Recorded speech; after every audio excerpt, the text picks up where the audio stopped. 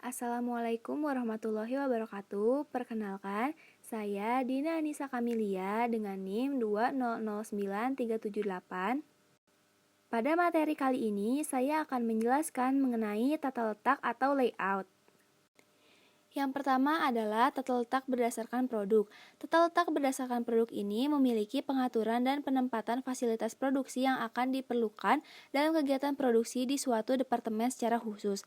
Maka produk dapat dikerjakan hingga selesai di dalam departemen tersebut tanpa harus memindahkan ke departemen yang lain. Tata letak berdasarkan produk memiliki beberapa sifat, yaitu produk yang dihasilkan memiliki jenis yang sedikit tetapi menghasilkan volume yang banyak. Selanjutnya, mesin khusus yang digunakan dalam tata letak ini. Dan juga tenaga kerja harus profesional dengan tenaga khusus yang sesuai dengan kebutuhan mesin. Kualitas produk banyak ditentukan oleh kualitas mesin daripada keahlian karyawan dan kapasitas mesin yang seimbang. Berikut adalah contoh dari tata letak berdasarkan produk. Selanjutnya, yang kedua adalah tata letak berdasarkan proses. Perencanaan tata letak dengan jenis tata letak berdasarkan proses memiliki langkah-langkah dalam prosesnya, yaitu diawali dalam pembuatan matriks, menentukan kebutuhan dalam setiap ruangan, membuat skema diagram awal, menghitung biaya yang dibutuhkan, kemudian membuat tata letak alternatif dan menyiapkan rencana dengan sedetail mungkin. Jenis tata letak proses sering digunakan pada industri bengkel, rumah sakit, perkantoran, dan universitas. Tata letak jenis ini memiliki jumlah produksi yang relatif kecil dan tata letak ini lebih fleksibel dibanding tata letak produk. Perusahaan yang berjalan berdasarkan job order akan lebih tepat menggunakan tata letak tipe proses untuk mengatur segala fasilitas produksinya. Tata letak berdasarkan proses memiliki pedoman, yaitu meminimalkan biaya penanganan bahan baku. Penanganan bahan baku tergantung pada jumlah lot atau bahan dan biaya perpindahan atau jarak. Berikut adalah contoh dari tata letak berdasarkan proses. Selanjutnya yang ketiga adalah tata letak posisi tetap. Tata letak jenis ini memiliki posisi yang tidak dapat dipindah-pindah atau dengan posisi yang tetap, seperti faktor produksi mesin-mesin, tenaga kerja, dan peralatan lain hanya diperlukan untuk bergerak menuju tempat pembuatan produk. Tata letak posisi tetap sering digunakan pada industri pembuatan kapal penangkap ikan. Tata letak posisi tetap jarang digunakan pada perusahaan karena sangat terbatasnya tempat pada semua lokasi. Produk yang berbeda dengan proses konstruksi, maka bahan akan berbeda juga dan volume bahan yang dibutuhkan sangat dinamis. Untuk mengatasi hal ini dalam menyelesaikan proyek sebisa mungkin di luar lokasi. Berikut ini adalah contoh dari tata letak posisi tetap. Selanjutnya yang keempat adalah tata letak grup teknologi.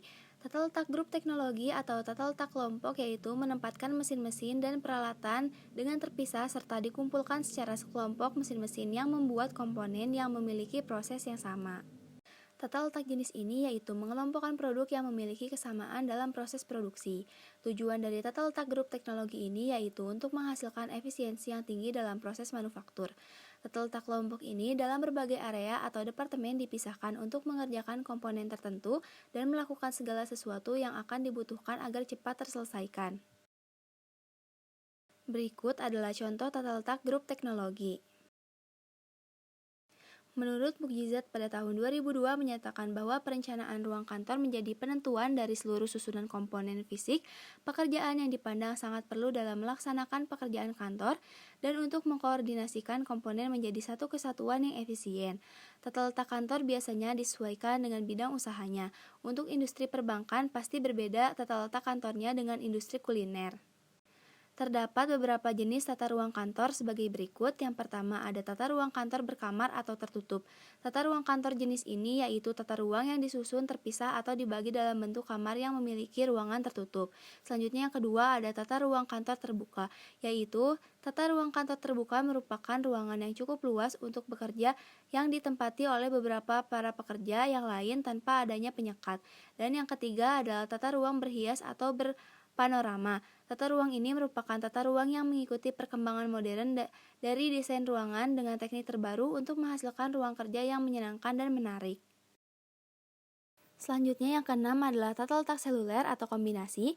Tata letak seluler merupakan kombinasi dari fleksibilitas tata letak berdasarkan proses dengan efisiensi tata letak berdasarkan produk, atau menjawab dari keterbatasan tata letak berdasarkan proses dan mengeksploitasi kelebihan dari tata letak berdasarkan produk. Tata letak seluler memiliki kelebihan dan juga kelemahan. Untuk kelebihannya sendiri yaitu yang pertama dapat mengurangi terjadinya perpindahan material dan waktu transit. Yang kedua dapat juga mengurangi waktu setup. Dan yang ketiga tata letak seluler menggunakan sumber daya manusia dengan sangat baik. Sedangkan kelemahan dari tata letak seluler yaitu yang pertama dalam modal investasi sangat tinggi atau meningkat. Yang kedua untuk jadwal dan pelatihan kerja diperluas. Dan yang ketiga dalam keseimbangan sel sangat buruk.